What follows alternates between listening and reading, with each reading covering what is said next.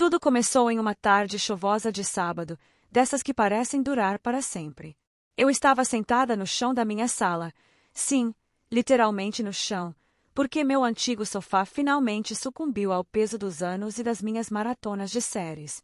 Ele desmontou-se completamente na noite anterior enquanto eu assistia a mais um episódio de Stranger Things. Uma mola velha saltou como se fosse parte de uma armadilha, quase me acertando no olho.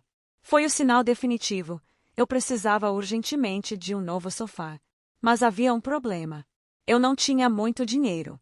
Meu salário mal dava para pagar as contas, e comprar um sofá novo estava fora de cogitação. Então, como qualquer pessoa prática, ou desesperada, faria, abri o aplicativo de vendas usadas da região e comecei a procurar. Rolei por páginas e páginas de anúncios. Sofás rasgados, manchados, com cheiro de cachorro ou com design bizarro dos anos 80. Nada parecia servir. Foi então que ele apareceu. Um sofá azul marinho de 2 lugares, com aparência impecável e preço quase ridículo, apenas R$ 150. Parecia bom demais para ser verdade. Alguém deve ter se livrado dele por impulso. Pensei. Talvez fosse de alguém que estava reformando a casa ou que simplesmente queria dar espaço para algo maior. Combinei com o vendedor para buscar ainda naquele dia. O endereço era em um bairro tranquilo, a poucos quilômetros do meu apartamento. Quando cheguei lá, fui recebida por um homem de meia-idade, com ar cansado e pouco interesse em conversa. Ele me levou até o quintal, onde o sofá estava posicionado sob uma lona plástica. Quando ele a retirou, quase dei um gritinho de felicidade. Era exatamente como nas fotos, bonito, limpo e surpreendentemente confortável. Afundei nele por alguns segundos, testando o estofado.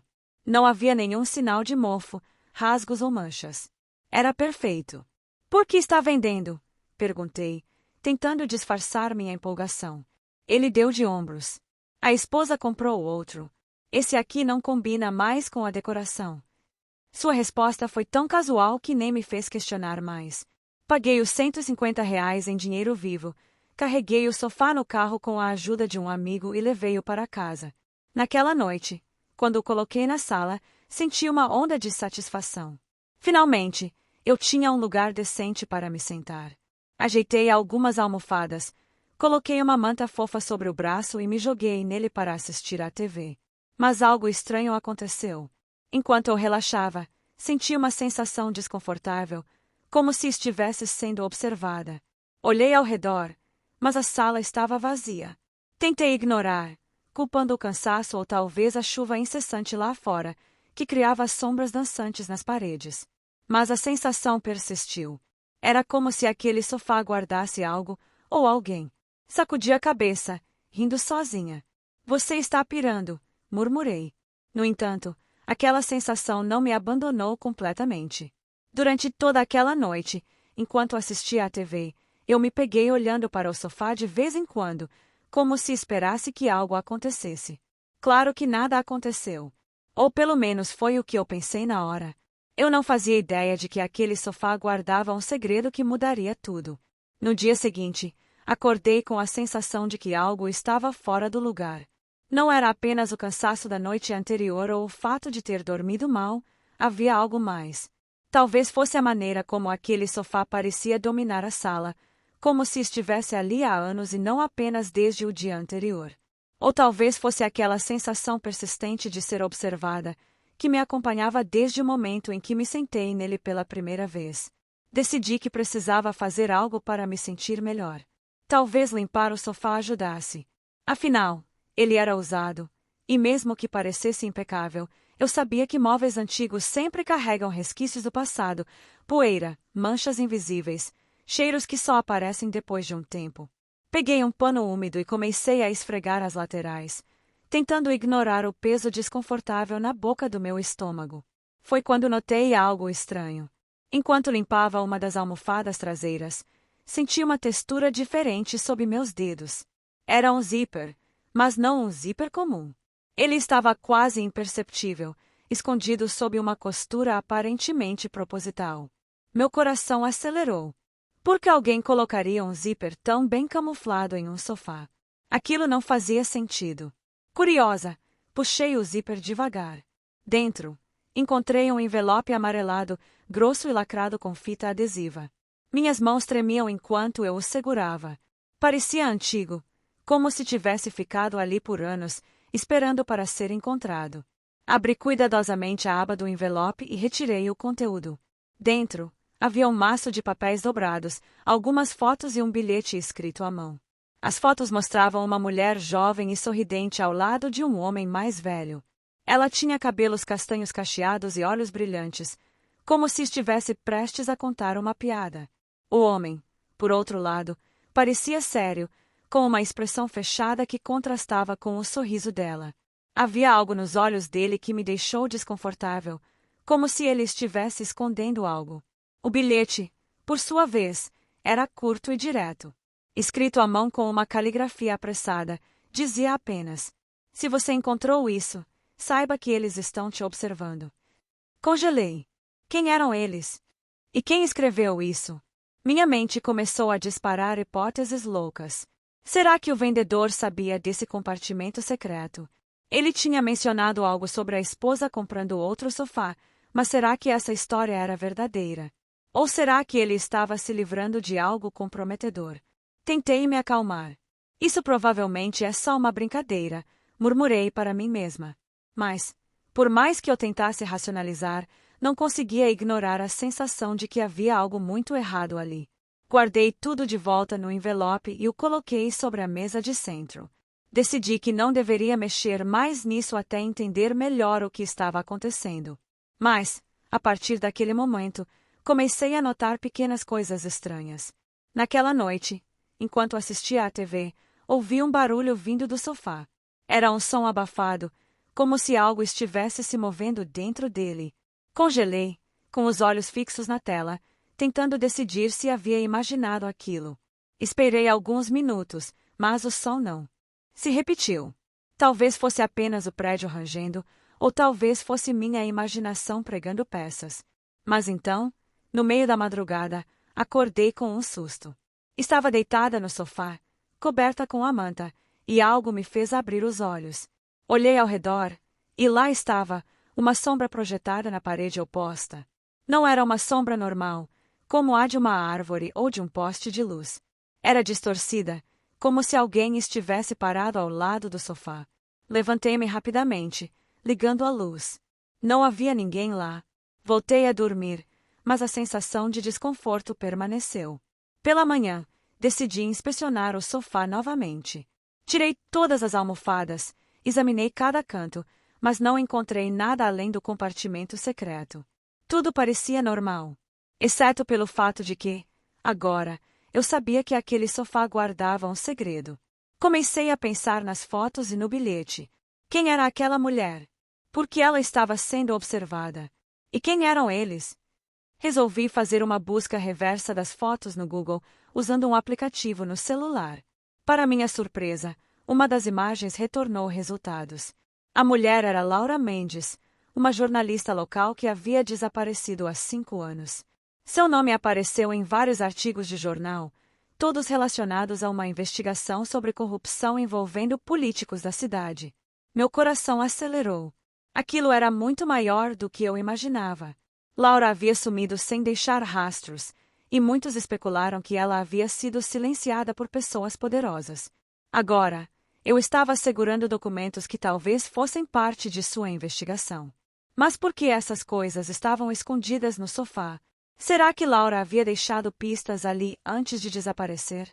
Ou será que alguém as havia colocado ali depois, tentando se livrar delas? E, mais importante, por que eu as havia encontrado?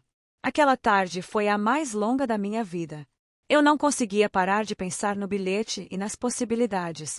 Comecei a reparar em pequenos detalhes que antes passavam despercebidos. Meu celular tocava com números desconhecidos, mas, quando atendia, ninguém falava do outro lado.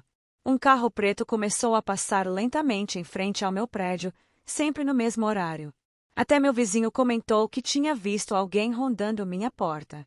Eu sabia que estava metida em algo perigoso, mas, ao mesmo tempo, não conseguia simplesmente ignorar o que havia encontrado. Aquele sofá azul marinho, que parecia tão perfeito no início, agora era como uma caixa de Pandora. E eu já havia aberto a tampa. Depois de passar uma noite praticamente sem dormir, eu sabia que não podia simplesmente ignorar o que havia encontrado. Aquele envelope escondido no sofá era como um gatilho para algo muito maior, algo que parecia envolver segredos perigosos e pessoas poderosas. Mas, ao mesmo tempo, eu estava apavorada. Quem eram eles? E por que estavam me observando? Eu precisava descobrir mais, mesmo que isso significasse colocar minha própria segurança em risco. Comecei pela internet. Peguei meu notebook e comecei a pesquisar sobre Laura Mendes, a jornalista das fotos. Não demorou muito para encontrar informações. Laura era conhecida por sua coragem em investigar temas delicados, especialmente casos de corrupção envolvendo políticos locais. Seu último trabalho, antes de desaparecer, foi uma reportagem bombástica sobre um esquema de desvio de verbas públicas liderado por um grupo influente da cidade. Ela havia reunido provas concretas, mas nunca conseguiu publicar a matéria. Poucos dias depois de anunciar que estava prestes a revelar tudo, ela sumiu sem deixar rastros. Os artigos que encontrei mencionavam que muitos acreditavam que Laura havia sido silenciada pelos próprios envolvidos no esquema. Alguns até sugeriam que ela poderia estar morta. Mas, até então, nada havia sido comprovado. O caso ficou sem solução, e os culpados continuaram livres. Quanto mais eu lia, mais sentia que aquelas fotos e documentos no envelope eram parte do que Laura estava tentando expor. Talvez fossem as provas que ela não teve tempo de divulgar. Mas como essas coisas foram parar no sofá? E por que alguém as escondeu ali? Decidi voltar ao aplicativo onde comprei o móvel. Talvez o vendedor soubesse mais do que havia me contado. Entrei no perfil dele, mas ele já havia sido desativado. Tentei acessar o histórico da conversa que tivemos, mas também não havia mais nenhum registro. Era como se ele tivesse desaparecido junto com o sofá. Frustrada, resolvi ir além. Voltei às fotos e decidi fazer uma busca reversa mais detalhada. Usei uma ferramenta online que ampliou a imagem e analisou cada detalhe. Foi então que notei algo estranho no fundo de uma das fotos. Havia um letreiro pequeno, quase imperceptível, com o nome de uma rua escrita em letras brancas, Rua dos IPs 45. Aquilo chamou minha atenção. Será que esse endereço tinha alguma ligação com Laura ou com o caso? Peguei meu celular e fiz uma rápida pesquisa. A Rua dos IPs ficava em um bairro antigo da cidade, conhecido por suas casas grandes e jardins bem cuidados. Algumas dessas propriedades pertenciam a famílias tradicionais, incluindo políticos e empresários influentes. O número 45 correspondia a uma casa que, segundo registros públicos, pertencia a um certo senhor Eduardo Almeida, um ex-vereador que havia saído da política anos atrás sob suspeita de envolvimento em fraudes fiscais. Meu coração começou a bater mais rápido. Será que essa casa tinha alguma ligação com o desaparecimento de Laura? Ou será que o vendedor do sofá era alguém ligado à família dela, tentando se livrar de evidências comprometedoras? Mas havia mais. Entre os papéis do envelope, encontrei algo que inicialmente não tinha notado, um recorte de jornal amarelado com uma matéria sobre Laura. Na margem superior, havia um número de telefone rabiscado à mão. Parecia ser um número antigo, com prefixo que não era mais usado na cidade. Resolvi arriscar e liguei. O telefone tocou 2 vezes antes de alguém atender. Uma voz masculina, rouca e hesitante, disse: "Alô?" Eu mal conseguia respirar. "Oi. Eu encontrei algumas coisas relacionadas a Laura Mendes." Gaguejei, tentando soar calma. Houve um longo silêncio do outro lado da linha. Por um momento, pensei que ele tivesse desligado. Então, ele falou, em um tom baixo e ameaçador: "Você não deveria ter encontrado isso." Antes que eu pudesse responder, ele desligou. Meu corpo inteiro tremia. Quem era aquele homem? E por que ele parecia tão preocupado com o que eu havia encontrado? Aquela ligação me deixou ainda mais assustada, mas também mais determinada. Decidi organizar tudo o que tinha até então. Espalhei os papéis e as fotos sobre a mesa da sala, tentando encontrar padrões ou pistas que eu pudesse ter deixado passar. Entre os documentos, encontrei algo que me fez prender a respiração, um papel dobrado com instruções detalhadas para acessar um cofre em um banco da cidade. No canto inferior direito, havia uma anotação que dizia: senha, data de nascimento. Aquilo me intrigou. A data de nascimento de quem? Laura. Ou talvez fosse uma referência ao homem nas fotos. Decidi tentar. Pelo que havia lido nos artigos, Laura nasceu em 12 de março de 1985. Converti a data para números: 120.385. No dia seguinte, fui até o banco indicado no papel. Era um prédio antigo, com uma fachada imponente e poucas pessoas entrando e saindo. Apresentei o documento que continha as instruções e informei o número do cofre. O funcionário me levou até uma sala privativa, onde havia fileiras de pequenos compartimentos metálicos. Ele abriu o cofre correspondente e me entregou uma caixa de metal. Minhas mãos tremiam enquanto eu a abria. Dentro, encontrei mais documentos, incluindo contratos falsificados, recibos de transações ilegais e até gravações em áudio. Mas o que mais me chamou a atenção foi um pendrive e um bilhete escrito à mão por Laura. Nele, ela dizia: se algo acontecer comigo, entregue isso às autoridades. Confie apenas em quem puder provar que está do lado certo. Ao lado do bilhete, havia uma lista de nomes. Reconheci alguns deles: políticos, empresários, figuras públicas. Todos estavam envolvidos no esquema que Laura investigava. Aquilo era explosivo. Era a prova definitiva que ela havia prometido revelar antes de desaparecer. Mas agora eu sabia. Eu estava metida em algo muito maior do que imaginava. Essas pessoas eram perigosas, e elas já sabiam que eu havia encontrado algo.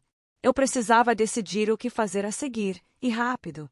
Depois de sair do banco com a caixa de metal nas mãos, eu sabia que minha vida havia mudado para sempre. Aquelas provas eram como uma bomba-relógio nas minhas mãos. Eu não era jornalista nem investigadora, era apenas uma pessoa comum que, por acaso, havia comprado um sofá usado. Mas agora, eu carregava o peso de algo muito maior do que eu poderia imaginar. E, pela primeira vez, senti medo real, o tipo de medo que faz você olhar por cima do ombro a cada passo. Naquela noite, enquanto examinava os documentos e ouvia as gravações no pendrive, fui tomada por uma mistura de adrenalina e pavor. As vozes nas gravações eram claras. Políticos, empresários e até mesmo policiais discutiam planos detalhados para desviar milhões em verbas públicas. Havia também menções a Laura. Em uma das conversas, alguém dizia: ela está ficando perigosa. Precisamos resolver isso antes que ela publique. Outra voz respondia: já cuidamos disso. Aquilo confirmava o que muitos suspeitavam: Laura havia sido silenciada. E agora, 5 anos depois, eu estava segurando as provas que ela nunca conseguiu divulgar. Mas eu não podia fazer isso sozinha. Sabia que precisava de ajuda, mas quem eu poderia confiar? O bilhete de Laura dizia para entregar as provas às autoridades. Mas quais autoridades? Muitos dos nomes na lista estavam ligados ao governo e à polícia. Se eu entregasse isso às pessoas erradas, estaria assinando minha própria sentença de morte. Decidi procurar alguém em quem confiava desde a faculdade: Carlos, um jornalista investigativo que trabalhava para um grande jornal da cidade. Ele sempre foi ético e corajoso, expondo casos delicados sem se deixar intimidar. Liguei para ele e marquei um encontro em um café discreto, longe do centro da cidade. Quando nos encontramos, eu já estava tremendo. Contei tudo a ele, desde o momento em que comprei o sofá até a descoberta do cofre no banco. Mostrei os documentos, as fotos e o pendrive.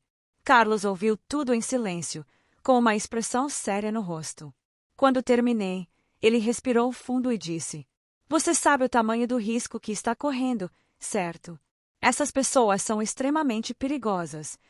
Eu assenti, tentando conter as lágrimas. Eu sei. Mas não posso simplesmente ignorar isso. Laura arriscou tudo para expor esses crimes. Não posso deixar que o sacrifício dela tenha sido em vão. Carlos pensou por alguns minutos e então propôs um plano. Ele sugeriu que publicássemos as provas anonimamente, usando fontes seguras e protegendo minha identidade. Ele tinha contatos em veículos internacionais que poderiam ajudar a amplificar a história, garantindo que as informações chegassem ao público antes que eles pudessem reagir. Nos dias seguintes, trabalhamos juntos para organizar as provas e redigir a reportagem. Foi um processo exaustivo, mas também emocionante. Pela primeira vez, senti que estava fazendo algo realmente importante. No entanto, quanto mais nos aproximávamos da publicação, mais ameaças começaram a surgir. Recebi mensagens anônimas no celular. Pare de mexer onde não foi chamada. Você não sabe com quem está lidando. Entregue isso agora, ou vai se arrepender. Um carro preto começou a aparecer regularmente em frente ao meu prédio, sempre com 2 homens dentro. Meu vizinho comentou novamente que alguém havia perguntado sobre mim. Até mesmo o porteiro me avisou que um homem estranho tentou entrar no prédio alegando ser funcionário de uma empresa de entrega, mas não tinha nenhum pacote. Fiquei paranoica. Comecei a evitar sair de casa, trancando todas as portas e janelas. Dormia com o celular ao lado, pronta para ligar para a polícia a qualquer momento. Mas, ao mesmo tempo, sabia que não podia recuar. Aquelas provas eram a única chance de justiça para Laura e para todas as outras vítimas daquele esquema. No dia anterior à publicação, recebi outra mensagem. Dessa vez, era diferente. Ela dizia: "Sabemos onde você mora. Entregue tudo até amanhã, ou vamos visitar você." Meu coração disparou. Mostrei a mensagem para Carlos, que imediatamente me levou para um hotel seguro. Ele insistiu que eu ficasse lá até a reportagem ser publicada. Relutante, concordei. Passar aquela noite em um quarto desconhecido, cercada por sombras e medo, foi uma das experiências mais angustiantes da minha vida.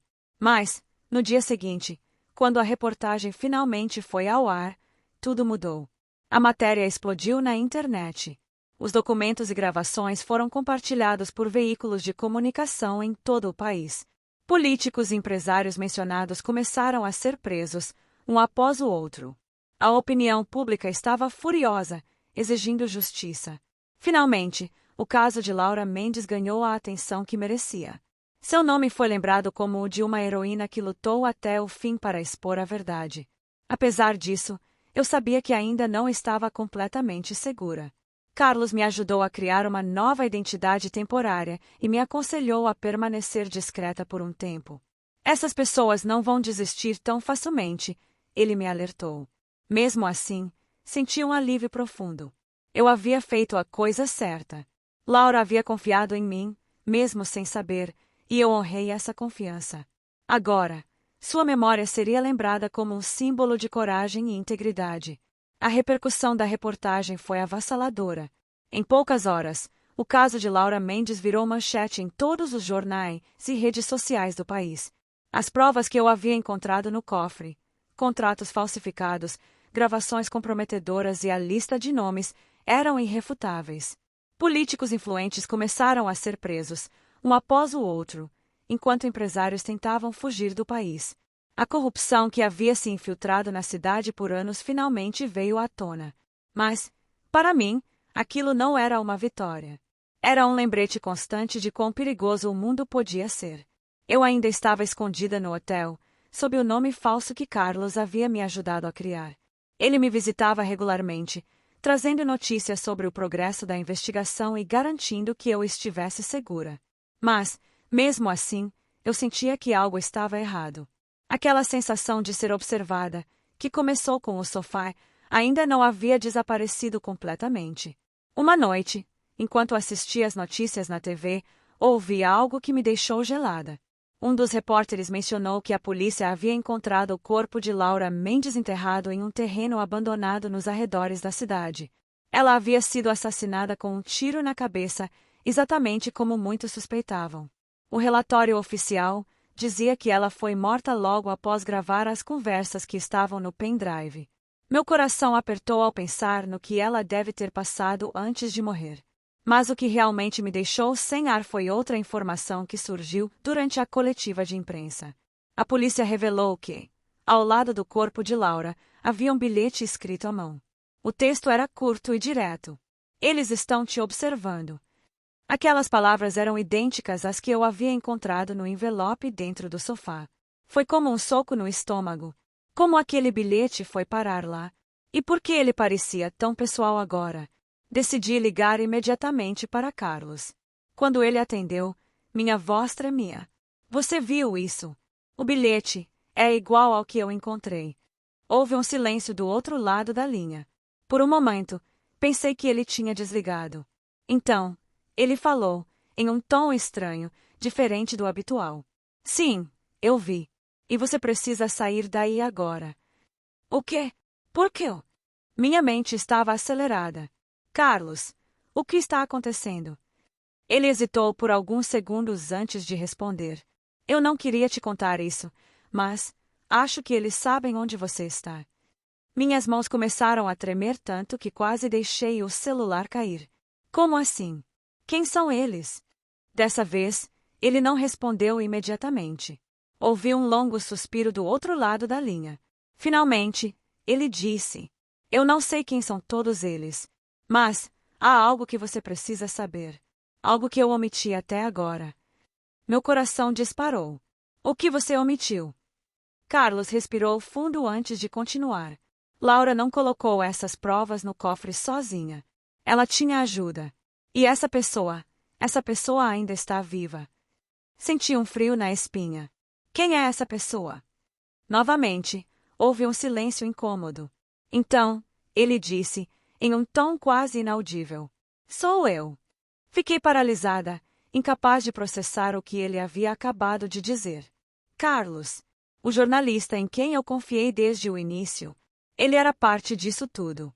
Espere, você estava ajudando Laura. Por que não me contou isso antes? Minha voz estava trêmula, misturando raiva e confusão. Porque eu não sabia até ver as provas que você encontrou. Ele respondeu rapidamente. Laura e eu estávamos trabalhando juntas nessa investigação. Ela me pediu para guardar as provas no cofre caso algo acontecesse com ela. Mas, quando ela desapareceu, eu entrei em pânico. Deixei tudo lá e me afastei, pensando que poderia proteger a mim mesmo. Até que você apareceu com o envelope. Aquilo fazia sentido, de certa forma. Mas ainda havia algo que não se encaixava. Então por que você me ajudou a divulgar tudo isso agora? Por que não entregou as provas antes? Porque eu precisava ter certeza de que você não era uma ameaça, ele admitiu. E por quê? Porque eu sabia que, se você havia encontrado aquelas provas, eles já estariam atrás de você também. Eu precisava garantir que você ficasse viva. Aquela resposta me deixou ainda mais confusa. Quem são eles? Carlos. Você sabe quem são? Ele hesitou novamente. Não sei todos os nomes, mas sei que são pessoas poderosas. Pessoas que não vão parar até eliminarem qualquer rastro dessa história. Naquele momento, percebi que Carlos estava tão assustado quanto eu. Talvez até mais. Ele continuou falando, sua voz baixa e urgente. Você precisa sumir. Mude de cidade, mude de vida. Não use seu nome verdadeiro. Eles vão atrás de você, eu tenho certeza disso. Antes que eu pudesse responder, ouvi um barulho alto do lado de fora do hotel. Parecia o som de pneus cantando, seguido por passos rápidos no corredor. Meu coração paralisou. Olhei pela fresta da porta e vi sombras se movendo rapidamente. Carlos, eles estão aqui, sussurrei ao telefone, em pânico. Saia pelo fundo. Agora, ele gritou. Vou tentar despistá-los. Desliguei o celular e peguei minhas coisas, que já estavam prontas por precaução. Corri para a saída de emergência, meu coração martelando no peito. Quando cheguei ao beco nos fundos do hotel, vi um carro preto estacionado ali, com 2 homens vestidos de preto esperando. Congelei. Estava encurralada. Mas então, algo inesperado aconteceu. Uma van branca apareceu do nada, bloqueando a visão dos homens. A porta lateral se abriu e uma voz familiar gritou: Entra! Rápido! Era Carlos. Ele havia arriscado tudo para me salvar. Entrei na van, e ele pisou fundo no acelerador, deixando os homens para trás. Nos dias seguintes, Carlos me levou para uma cidade distante, onde ninguém poderia me encontrar. Ele me ajudou a criar uma nova identidade e me ensinou como viver discretamente. Durante esse tempo, ele me contou mais sobre Laura e o trabalho que eles faziam juntos. Disse que ela sempre soube que estava correndo risco, mas nunca desistiu. No entanto, havia algo que ele ainda não havia me contado. Uma última revelação. Tem uma coisa que você precisa saber, ele disse certo dia, enquanto estávamos sentados em um café anônimo em nossa nova cidade. Laura não escolheu aquele sofá por acaso. Congelei, olhando para ele. O que você quer dizer? Ele respirou fundo antes de continuar. Laura sabia que, se algo acontecesse com ela, alguém eventualmente encontraria as provas. Ela planejou tudo isso. Escondeu o envelope no sofá e o vendeu propositalmente, sabendo que cedo ou tarde alguém como você o compraria. Ela escolheu você. Como assim? Ela me escolheu. Minha voz estava trêmula. Carlos sorriu, mas seus olhos estavam sérios. Laura sabia que você era uma pessoa comum, alguém que não chamaria a atenção. Mas também sabia que você tinha coragem suficiente para fazer a coisa certa quando fosse necessário. Ela confiou em você, mesmo sem te conhecer. Aquela revelação me deixou sem palavras. Tudo o que havia acontecido, o sofá, as provas, as ameaças, não foi apenas um acidente. Foi um plano cuidadosamente elaborado por Laura, uma mulher que eu nunca conheci, mas que mudou minha vida para sempre. Hoje, vivo sob um novo nome em uma cidade pequena e tranquila.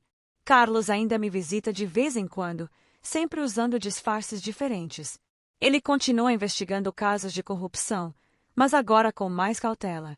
Juntos, honramos a memória de Laura, cujo sacrifício trouxe justiça para tantas pessoas. Mas, às vezes, quando estou sozinha, penso no que Laura fez. Ela apostou tudo em uma desconhecida, confiando que eu faria a coisa certa. E, embora eu nunca vá entender completamente por que ela escolheu a mim, sei que devo minha vida a ela. No final, o sofá azul marinho não era apenas um móvel usado. Era uma mensagem, um pedido de ajuda. E, de alguma forma, Laura sabia que eu seria a pessoa certa para respondê-lo.